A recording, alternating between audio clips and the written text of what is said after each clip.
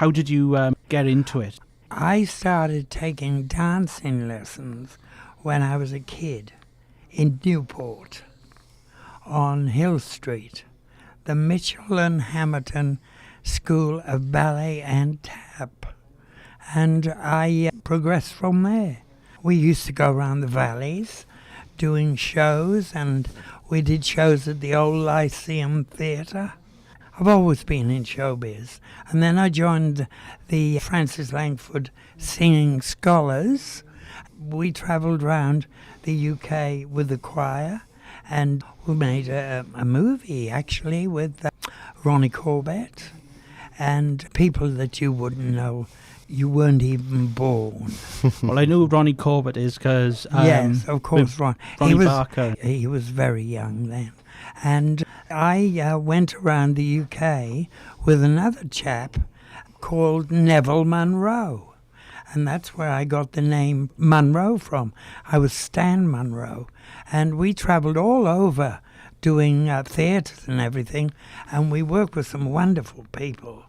Our first big show was with, now you won't even remember these, the Andrews Sisters. We did pantomime with Petula Clark and Tommy Cooper and who else? Well, Larry Grayson. We worked a lot with Larry. And John Inman. I did a summer season with John Inman from Are You Being Served?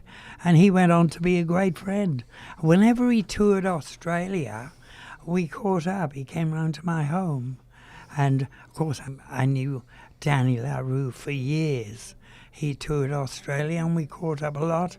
When I was in England, I went to see him in Hello Dolly, Prince of Wales Theatre. But I've always been in showbiz. But it wasn't until I moved to Australia that I started doing drag. I was doing stand-up comedy and singing, never lip-sync, singing in my own voice. And I started a show which is well known through Priscilla, Queen of the Desert, called Lay Girls. I was there at the start of Lay Girls, and I was with them for 4 years. And then I went to Hong Kong, and I had a show there called Playgirls. And it was female impersonators, and they all had breasts, implants and stuff, but they lip-synced. And I was a star compere. And then I moved back to the UK when my father died, and I got an offer to go over and work at the Kit Kat Club on the seafront in Beirut, Lebanon. Wow. And I was there for 6 months at the Kit Kat Club. And then I went back to Australia and I opened Lay Girls in Melbourne. And it was 6 nights a week, I might point out, in a nightclub. 6 nights a week for 8 years I worked there. And then I went solo, and I've been doing solo work ever since. I've worked with some fabulous people, and I've done some fabulous TV shows. And I did Alvin Purple, and I did a movie in Hong Kong with Jeff Bridges, where I played the madam of a brothel. Typecasting. And it's called, the movie is called The Yin and Yang of Mr. Go. Google it. Do you know what? I was like, as soon as you mentioned working with Jeff Bridges, I'm thinking, I'm gonna actually rent that from iTunes tonight and watch it at home when I'm having tea or dinner. Because that to me is like hearing you, like, and the fact that you played a brothel madam. I want to see it now. Because it sounds like it'll be a good hoot. It was only a cameo role. Well, it was smaller than a cameo. You could call it a brooch. Yes, I've done other movies. Alvin Purple I did in Australia. And I've done lots of TV shows in Oz, yeah. I've been very lucky, because I've always worked hard. I've worked hard, so therefore I've earned money, and I've had to work hard to get money, you know. I don't lip sync. I try to sing in my own voice. And my current show in Australia is called An Evening with Dame Munro. I was going to ask, are you a dame? Well, I'll tell you how I got the name Dame Munro. How I got the name Dame Munro, there's a chappie on my Facebook, and he lives in up near Scotland.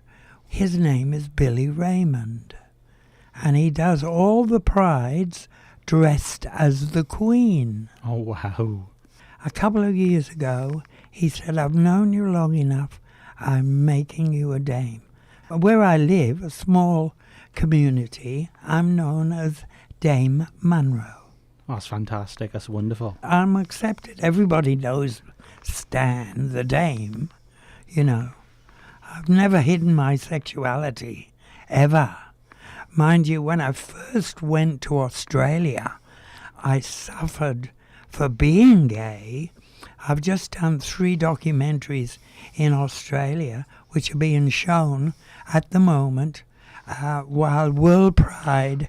I was going to ask, is this anything going on now in Australia to coincide with Sydney World Pride? World Pride is in Sydney at the moment. There are millions of people there, and you can't get a hotel room. And friends of mine over the internet have said the drink prices in the bars have skyrocketed. You know, tripled the price, grabbing the pink dollar. Sad, really, isn't it? It is, and that's the way it goes, unfortunately, is a sad state that businesses, organisations jumping on the pink pound. They know many different prides, LGBT events, festivals, bring in now the yes, people. Well, they're just jumping on the bandwagon. Yeah. It's like, we're lucky here in Newport. There's many of the local organisations and businesses that support Pride, and they also support the community throughout the year, not just as Pride. But is there any businesses that you think out there that are just jumping on the pink pound? That oh, yes, over the definitely. In Australia, I think, yes, definitely. So when everybody's going for the pink dollar, you know, like I was in the bank in Blackwood where I'm renting a lodge, and I went in, I said, I'm only coming in because you've got the Pride flag on the window. Mm-hmm. But, like I said, you know, I think it's time we got recognition.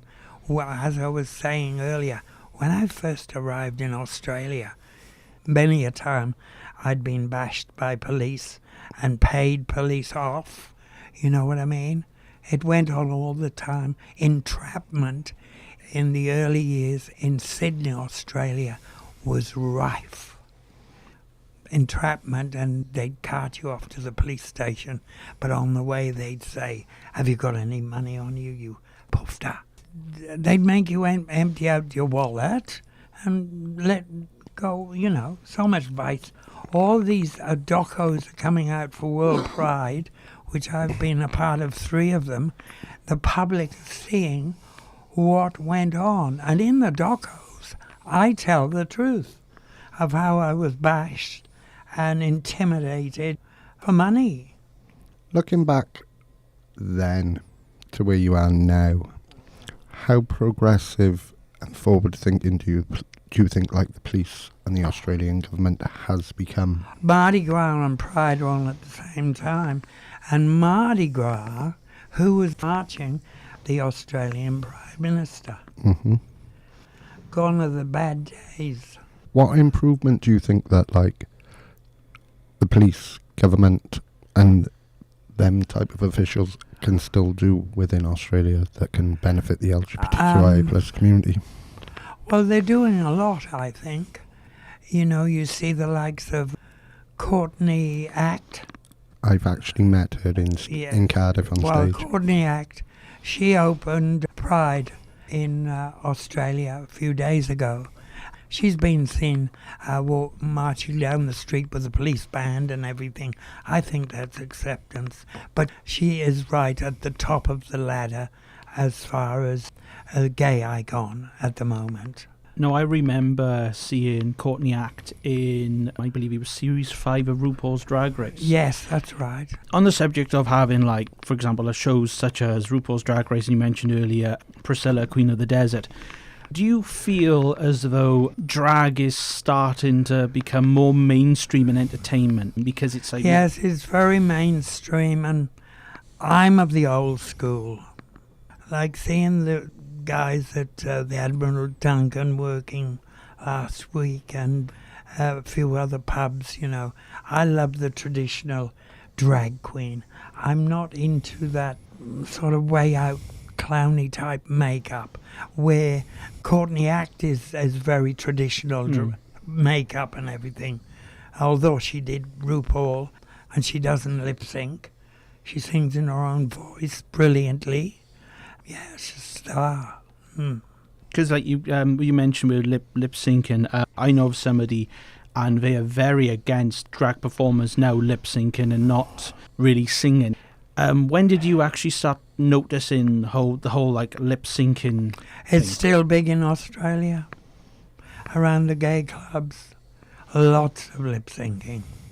There's only a few standout performers that have got their own show and they're working in mainstream clubs. Gay clubs, it's lip syncing. 3-minute lip sync spot. And, you know, yes. There's very few live performers around the gay clubs in Australia. Mainstream drags that sing and have male dancers behind them, and there's one called Prada Clutch. Now she is brilliant. 6 foot tall, she's backed by 6 dancers. She does Cher, Shirley Bassey, all the big stars in her own voice.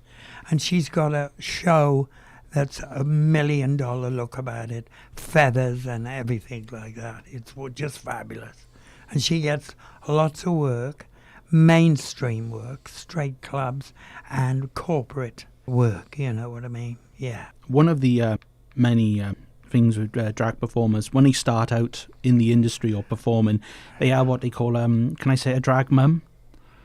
Did you ever have a drag mum, or did you dive into it and just went with the flow? No, because I just learned off the people that I was working with. Because when I went into the show as a male dancer, then I got into the comedy drag, then I got into the glamour drag, and I just learned. You know, I didn't have anybody to show me. You scrutinised and studied. I did. I'm very good. Oh, I've got good Welsh eyes, see. Copy everything, man. Are you currently a mentor for a drag performer? Do you? No. No, I don't. Because I'm out on my own doing my own thing. I don't work around gay venues in Australia.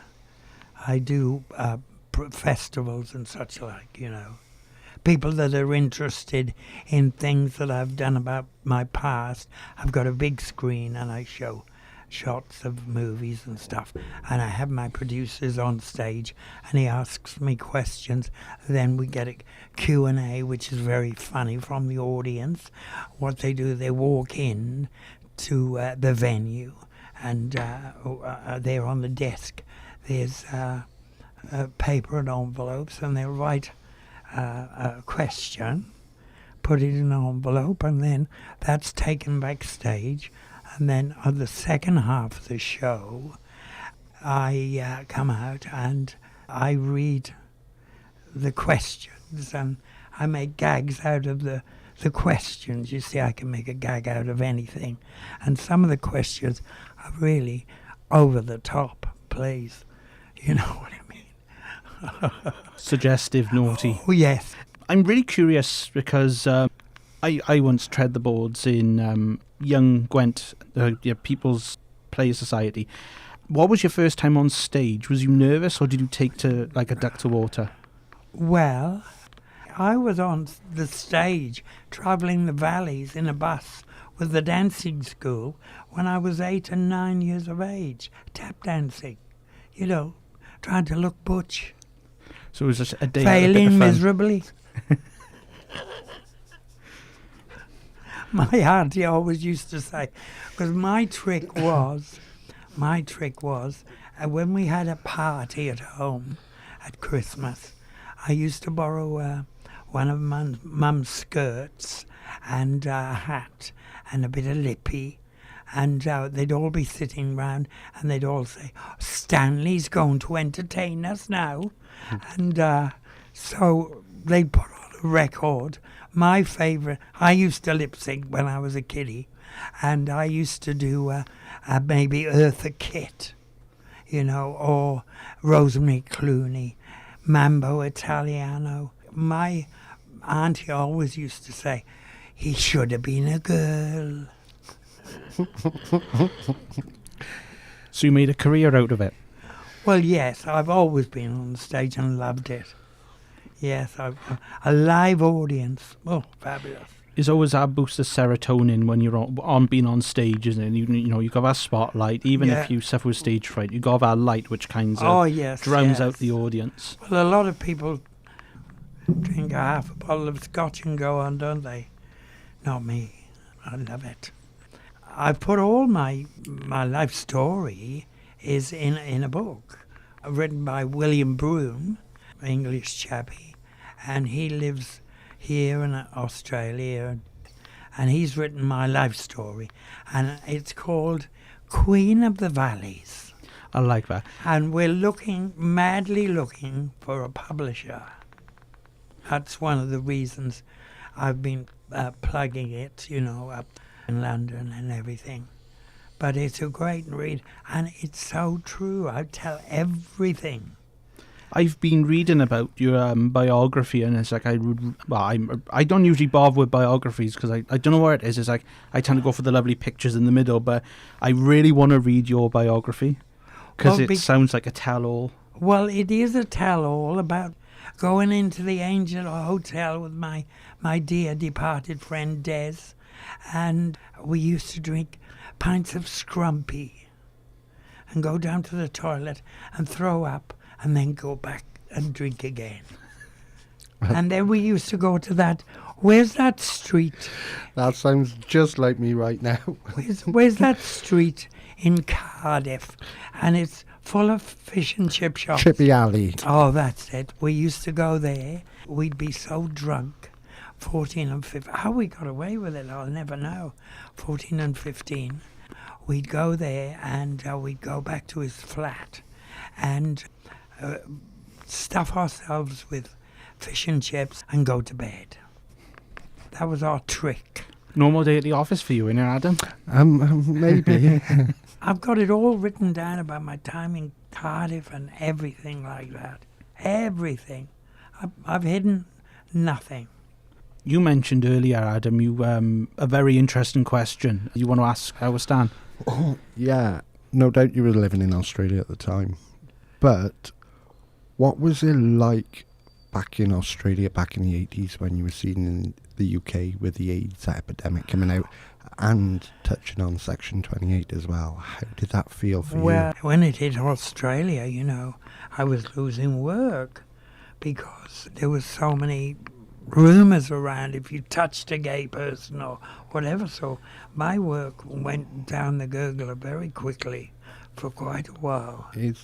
How was the media perception on the AIDS epidemic? It was dreadful. It was dreadful. Murdoch. Shocking behaviour. Murdoch, it was emblazoned because Murdoch owned Australia at one stage, and he still does, really. And the UK with their media mainly. And he killed, he was just shocking.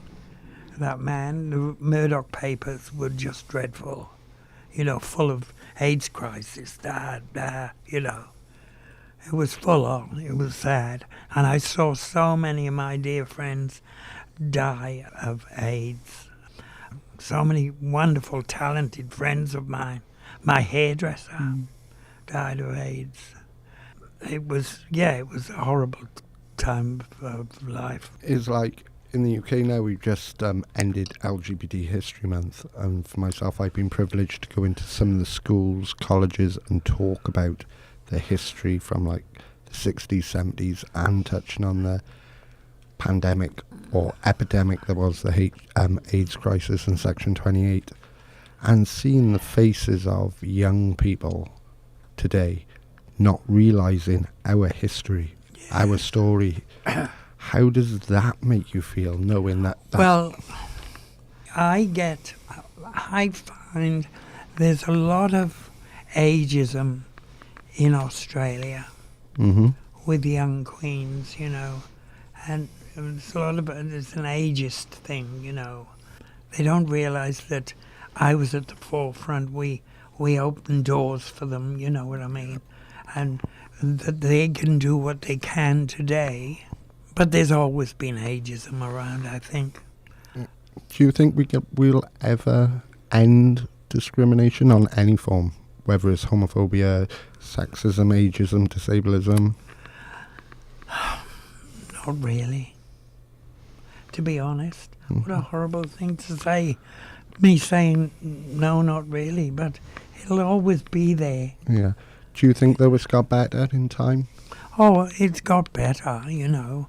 I used to have a body phobia, you know. I had to keep slim, to wear nice tight dresses, and no, I'm all over all that. I just go out and do my own thing, you know. Yeah. If you could say one thing to a younger Stan, what would it be? What would I say to me? I'd say, keep going. Because I battled homophobia. I battled being bashed in school. I got through it. I don't know how, really, but I've got a good life. You know, home in Australia. Got the house and the dogs and my friends. Yes. The main thing is you're happy and you're comfortable. And now I'm comfortable in my own skin. Okay, if I've put on a few pounds since I've been here with the Welsh cakes. It is St. David's Day. Yes, I know. Welsh cakes are allowed. I ate 4 this morning. Can you believe it? I would have done the same. Yes. 4 singles or 4 packets?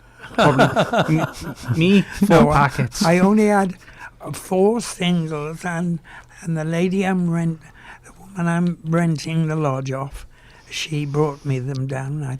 I couldn't resist. Love it.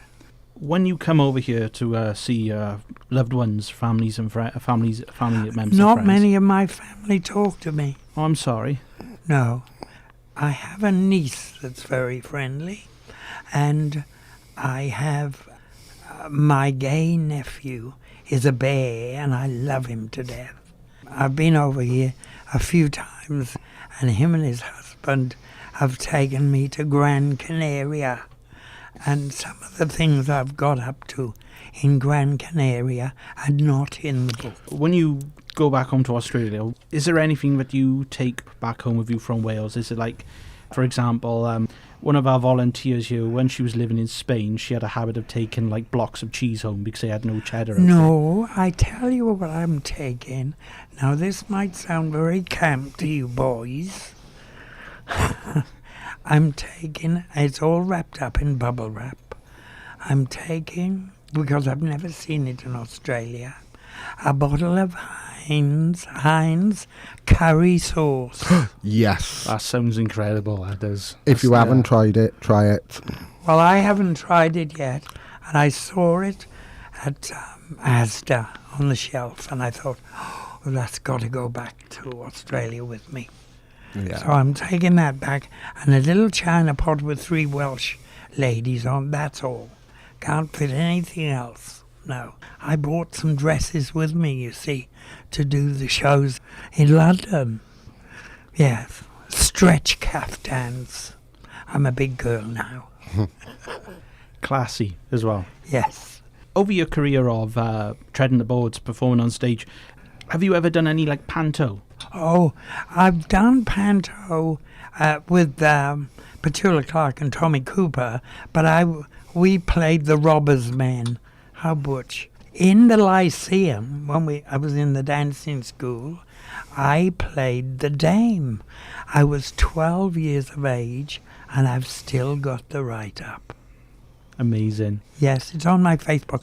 Anybody out there that's listening, please get on my Facebook. Send me a friend request. I love talking to people over the internet, and I love doing Zoom. And make sure your hair's tidy. I'm on Facebook under Stan Munro. Not Monroe, Munro. Stan Munro. Send me a friend request. I love it. I think I might do that this evening if it's okay with you. Yes, you can check it out. I can't answer you until I go back to That's home. fine. But when you get on my Facebook, you can see all my compere. Do you have an actual Facebook page as well as just your profile? Oh, I'm on Wikipedia. Is it? Yeah. Okay. Do you get that? Yeah. You've heard of Wikipedia? We were looking at your Wikipedia page this morning, but it's like what I was worried about using the information on the article is that anyone can go on that and edit it and falsify some bits of information, and that's the whole thing with, like, you've got to be careful with Wikipedia. And if you go on Wikipedia, you'll see all interviews and stuff like that, and you'll see a few TV interviews I've done, and there's one where I'm doing that song Divine did. You Think You're a Man? Yeah, I've seen that one. Have you? It's on YouTube. Yes. Yeah, I do that. Have a look. And another one, a video of yours is an interview. It's black and white. And the way it's like how the presenter's so bashful and kind of like, When I asked for a cigarette. Yeah, the cigarette, yeah. that one had me in fits.